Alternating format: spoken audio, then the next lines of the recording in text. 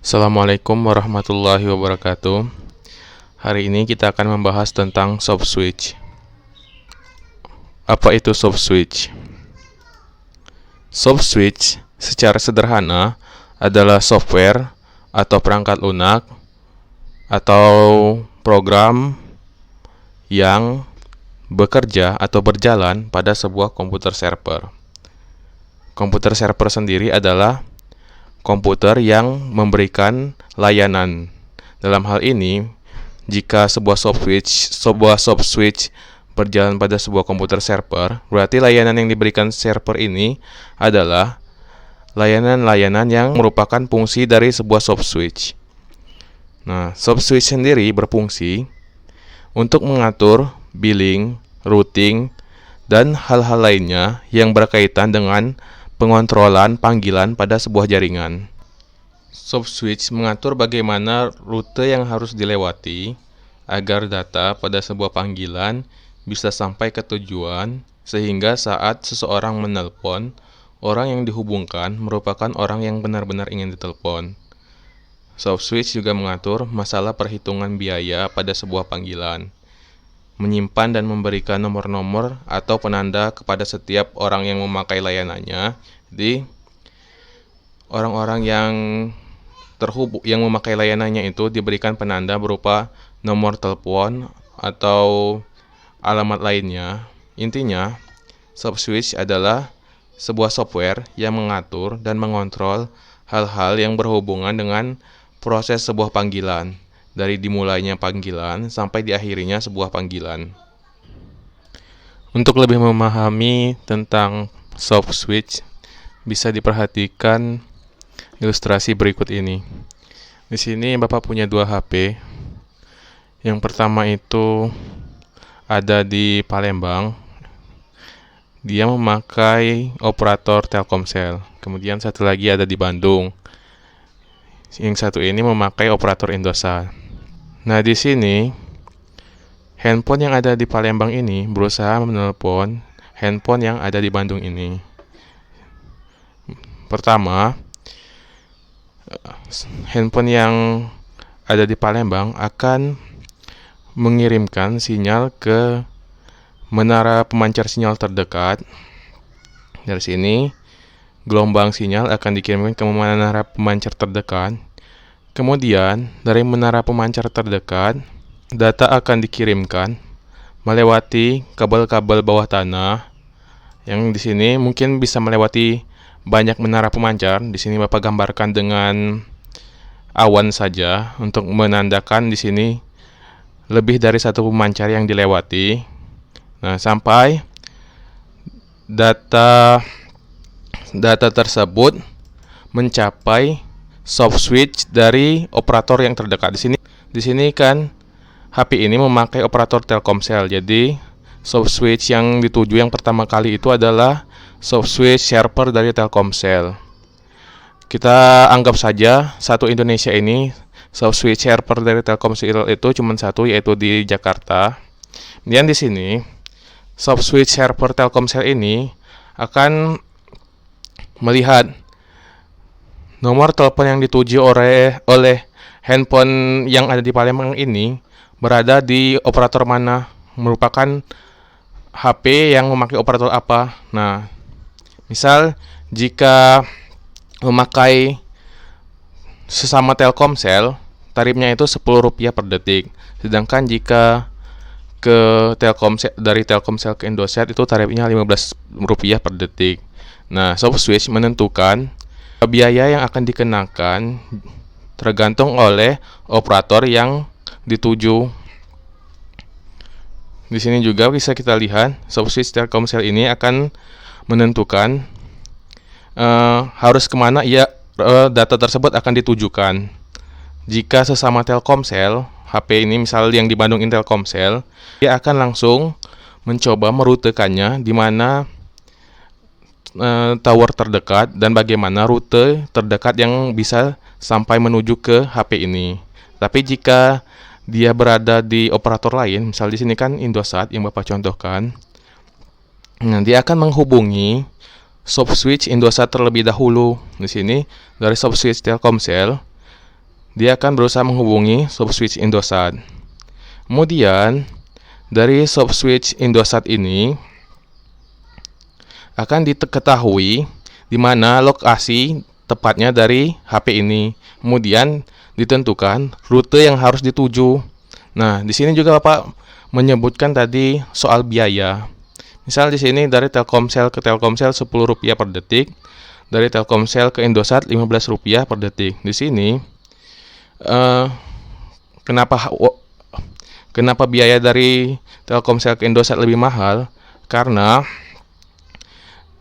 biasanya dua operator yang berbeda saat saling berhubungan telepon itu akan punya kesepakatan biaya yang akan mereka bagi. Misal di sini karena Rp15 per detik ini dibagi misalnya Rp10 untuk Telkomsel, Rp5 untuk Indosat. Karena misalnya yang mengeluarkan biaya ini Telkomsel, yang HP yang mempunyai Telkomsel. Misal bisa juga sebaliknya, jika yang menelpon itu Indosat, maka yang menerima Rp10 itu adalah subswitch Indosat. Itu tergantung dari kesepakatan dari kedua belah pihak operator. Jadi bisa saja Rp20 per detik dengan pembagian Rp10 tergantung dari kesepakatan yang telah disepakati sebelumnya. Nah, kembali lagi ke topik. Dari sini, subswitch Indosat ini akan menentukan lokasi handphone yang ada di Bandung ini tepatnya ada di daerah mana. Kemudian dikirimlah sinyal menuju melewati banyak menara pemancar sinyal. Kemudian melewati sampai ke pemancar sinyal terdekat. Nah, dari pemancar sinyal terdekat, sinyal dikirimkan langsung ke handphone yang ada di Bandung tersebut. Nah, dari sini kita bisa lihat subswitch itu mempunyai fungsi untuk melakukan perutean, terus menentukan penentuan biaya, terus tadi juga menyimpan nomor-nomor telepon dari setiap anggota dari pemakainya, dari pemakai layanannya.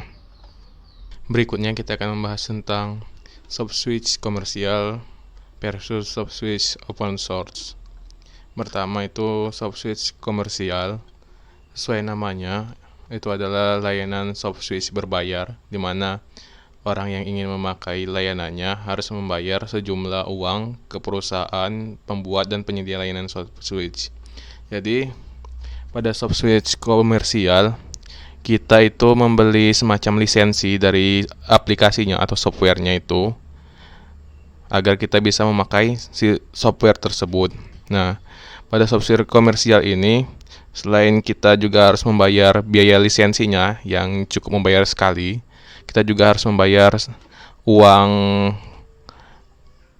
per tahunnya. Itu semacam uang untuk support dari perusahaan sama uang maintenance-nya. Jadi kelebihan subswitch komersial ini, kita akan mendapat dukungan dari perusahaan pembuat subswitch ini jika ada masalah dengan software tersebut, di mana misal terjadi bug atau ada masalah keamanan pada subswitch komersial ini, perusahaan pembuat subswitch itu akan dapat membantu kita dalam menyelesaikan permasalahan tersebut. Berikutnya itu subswitch open source.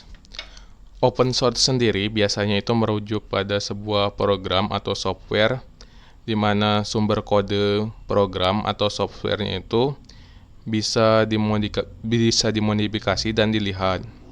Jadi subswitch open source sendiri itu adalah sebuah subswitch yang sumber kodenya itu bisa kita lihat dan bisa kita modifikasi semau kita. Juga keunggulan lainnya dari subswitch open source sendiri adalah biasanya kita tidak perlu melakukan pembayaran uang untuk memakai subswitch tersebut. Tetapi untuk kelemahannya untuk subswitch open source sendiri itu adalah biasanya yang mengembangkan sebuah subswitch open source itu adalah sebuah komunitas, di mana biasanya terdiri dari orang-orang yang punya ketertarikan yang sama. Jadi misalnya mereka lagi tertarik untuk update atau segala macamnya yang bisa jika terjadi permasalahan pada soft switch tersebut, maka akan ada respon yang cepat. Tetapi jika komunitas itu sudah tidak terlalu aktif lagi, maka untuk update soft switch itu sendiri dan untuk penanganan permasalahannya itu biasanya akan terjadi sangat lambat. Jadi untuk soft switch open source, kita tidak punya dukungan dari perusahaan pembuat soft switch, tetapi kita hanya bisa mengatasi permasalahan itu sendiri, atau bisa juga hanya bisa bertanya pada komunitas yang membuat soft switch tersebut. Contoh-contoh soft switch komersil. Yang pertama itu ada Cloud Soft Switch, kemudian ada CP Soft Switch, Porta One Switch, Sonus, dan Broadcom. Ini hanya sekedar beberapa contohnya. Jadi ada banyak sekali soft switch komersial selain yang Bapak berikan ini. Kemudian ada contoh-contoh soft switch open source. Yang pertama ada Asteris, OpenShift, PreSwitch, 3CX, dan Camelio. Ini juga sebagian dari banyak sekali soft switch open source. Jadi nanti kita mungkin akan praktek menggunakan Asterix. Kemudian mungkin jika ada waktu lainnya kita akan praktek dengan soft switch jenis lainnya. Nanti kita tentukan saja. Tapi yang pertama mungkin kita akan menggunakan Asterix untuk praktek soft switch-nya. Jadi demikianlah untuk pelajaran kita tentang soft switch. Bapak akhiri, wassalamualaikum warahmatullahi wabarakatuh.